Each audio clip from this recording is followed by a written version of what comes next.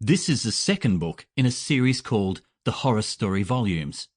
So this is The Horror Story Volume 2, entitled The Girl in the Back Seat. It was written by G.M.Hague and narrated by the author, myself, G.M.Hague.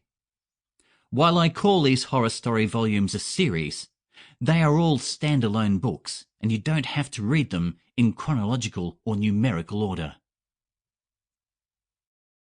I'm an Australian author, and my novels, unless it's otherwise really obvious, are by default set in Australia and populated by Australian characters.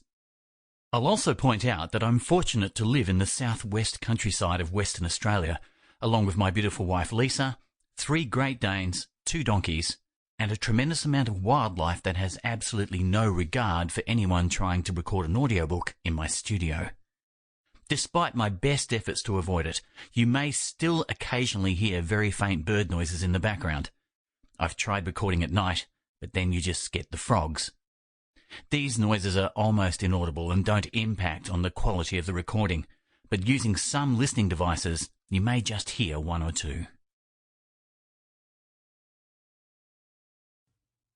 Author's Introduction to The Girl in the Back Seat.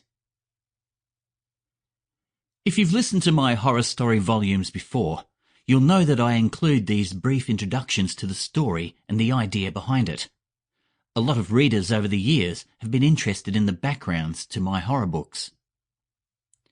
A long time ago, when I first started writing horror, I came across a library book called 350 Famous Ghost Photographs, or something like that.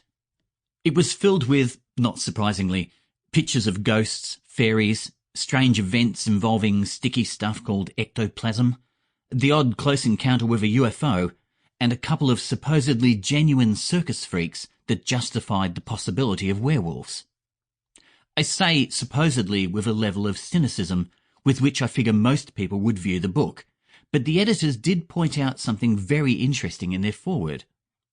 Every single picture was claimed to be bona fide, as far as the photographers who took them were concerned.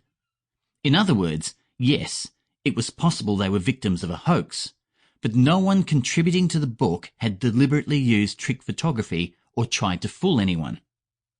Which means it only needed just one of those photographs to be genuine, and suddenly our world is a different, spooky place. And at odds of 350 to 1 in favour of there being an authentic picture on those pages, guess who might end up with ectoplasm on their face?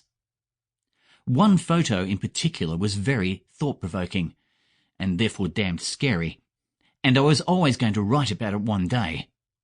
I won't describe it here and spoil anything, although you can probably guess something from the story title. What was especially striking about the picture wasn't so much its content or what it showed, of which there was no doubt, by the way, but rather the completely random, unexceptional circumstances in which it was taken, very similar to the way I've portrayed things in this story. That's the trouble with ghosts. Sure, you can sleep a night in the Tower of London and have any number of unhappy, headless spirits rattle chains under your nose. It goes with the territory. No, it's the ghosts you don't expect that you should worry about. The ones you don't see coming.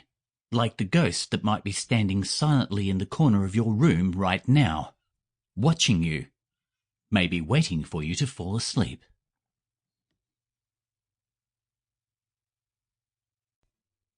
Prologue to The Girl in the Back Seat.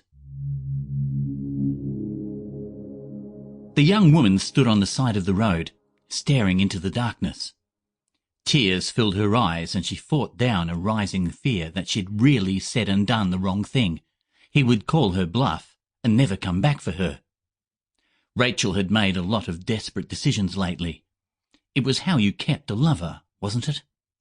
You agreed to everything he wanted, even against the despairing advice from your parents, while you secretly believed you were controlling things. You played mind games and told small white lies and pretended. The kinds of things you always did when you wanted to keep a hold of the love of your life, despite how he treated you. Rachael had never felt so in love before, and she was an attractive teenage girl. She'd had plenty of opportunity to lose her heart so completely. Sample complete. Ready to continue?